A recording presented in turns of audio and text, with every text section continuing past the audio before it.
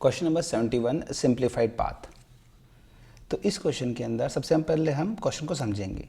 तो बेसिकली हमें एक पाथ रिटर्न करना है, ठीक है। पाथ में जो हमारे कैरेक्टर्स रहते हैं वो क्या कैसे कैसे रिप्रेजेंट करते हैं, पहले वो समझते हैं। इन्होंने पूरा एग्जांपल दिया है, समझाया है। जैसे अगर सिंगल डॉट होगा that means it is a current directory, ठीक है।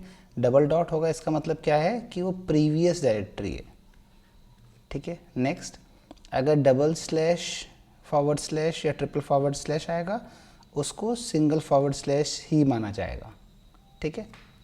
नेक्स्ट, अगर सिंगल डॉट या डबल डॉट के अलावा कितने भी डॉट्स आए चाहे, है ना, इन सबको क्या माना है, इनको एक फाइल नेम ही माना जाएगा। ये फाइल नेम रहेगा, ठीक है। Double dot single dot double dot को छोड़ के जितने भी डॉट्स आएंगे। तब सिंप्लीफाइड पाथ क्या होगा, देखो इन्होंने बोला है कि सिंप्लीफाइड पाथ में हमेशा जो आपका पाथ होगा वो स्टार्ट फ्रॉम फॉरवर्ड स्लैश रहेगा, ठीक है। और यहाँ पे लिखा था कि एंड में फॉरवर्ड स्लैश नहीं आएगा unless it is a root directory. अगर फर्स्ट है तो चलेगा, उसके बाद में एंड में, जैसे पाथ के फर्स्ट में मतलब रूट डायरेक्टरी है वो चलेगा, पर एंड में किसी पाथ की फर्स्ट डायरेक्टरी नहीं आएगा। इनको हम एग्जाम्पल से समझेंगे सही से। Next, directory with in the path must be separated exactly by one slash, ठीक है। इसका मतलब अगर यहाँ पे से 2 स्लैश है 3 स्लैश है, इसकी जगह 1 स्लैश ही आना चाहिए, clear. Next, path does not have any single और डबल पीरियड्स, मतलब सिंगल डॉट या डबल डॉट आएगा ये नहीं आना चाहिए। अगर डबल डॉट आएगा इसका मतलब प्रीवियस डायरेक्टरी, तो प्रीवियस डायरेक्टरी जाना पड़ेगा अपने को। सिंगल डॉट का यूज़ नहीं है कुछ भी, क्योंकि तो करंट डायरेक्टरी दिखाता है, ठीक है। अब देखो इसको हम एग्जाम्पल समझते हैं। देखो इसका बेस्ट एग्जाम्पल हम लेते हैं, इसलिए फर्स्ट देखते हैं फर्स्ट, है ना। देखो फर्स्ट में चालू फॉरवर्ड स्लैश हुआ, ठीक है, होम सही है, एंड में स्लैश नहीं आएगा तो ये हटा दिया। नेक्स्ट देखो चालू फॉरवर्ड स्लैश हुआ, ठीक है, नेम ठीक है, 2 आएंगे, 2 के जगह क्या आएगा, एक ही फॉरवर्ड स्लैश आएगा, ठीक है, FO सही है और फॉरवर्ड स्लैश हटा दिया। नेक्स्ट देखो ये हमारे पास अच्छा एग्जाम्पल है।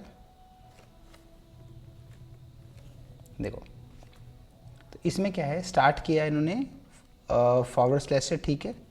नेक्स्ट आया होम सही है, यूज़र सही है, पिक डॉक्यूमेंट्स भी सही है। इसके बाद में डबल डॉट आया, इसका मतलब प्रीवियस डायरेक्टरी चला गया, तो वापस से यहाँ से यूज़र पे चला गया, इसको हटा दिया। अब यूज़र के बाद नेक्स्ट क्या है, पिक्चर्स है, ठीक है, फॉरवर्ड स्लैश लास्ट में नहीं है तो ये सही बात है, क्लियर।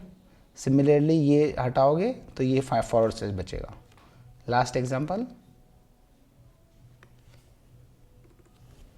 लास्ट में जो ऊपर बताया मैंने सेम का सेम वही करना है आपको। जहाँ पे ट्रिपल डॉट आएगा इसको तो फाइल नेम कंसिडर करना है, ठीक है। अब बी से पहले क्या है, डबल डॉट है, इसका मतलब ए हट जाएगा और बी आ जाएगा। ऐसे ही सी डी से पहले डबल डॉट है तो सी हट जाएगा और ये डी आ जाएगा, क्लियर। अब देखो सॉल्व कैसे करना है। देखो इसको सॉल्व करने का बेस्ट तरीका है कि हम लोग एक स्टैक यूज़ करेंगे, ठीक है। तो सबसे पहले क्या करेंगे, जो भी हमारे पास लिस्ट है, इस एग्जांपल ले चलते हैं, ठीक है। जो भी हमारे पास हमको पाथ गिवन है, इस पाथ को पहले स्प्लिट कर लेंगे, है ना। इसको हम स्प्लिट करेंगे किससे, फॉरवर्ड स्लैश से स्प्लिट करेंगे, ठीक है। जब फॉरवर्ड स्लैश से स्प्लिट करेंगे तो ये हमें एक लिस्ट देगा। उस लिस्ट में क्या रहेगा, जैसे फर्स्ट को स्प्लिट किया तो क्या आएगा, होम आएगा, पहले एक एम्प्टी आएगा, फिर होम आएगा, होम, ठीक है। उसके बाद नेक्स्ट क्या आएगा, यूज़र आएगा, स्प्लिट हो चुका है, फिर यूज़र आएगा, ठीक है। नेक्स्ट क्या आएगा, ऐसे डॉक्यूमेंट आएगा, उसके बाद क्या आएगा, ये डबल डॉट, डबल डॉट भी सिंपली ये डबल डॉट ऐसे ले लेगा, और लास्ट में क्या आएगा, पिक्चर्स आएंगी, ठीक है। तो ये हमारे पास लिस्ट आ गए, है ना।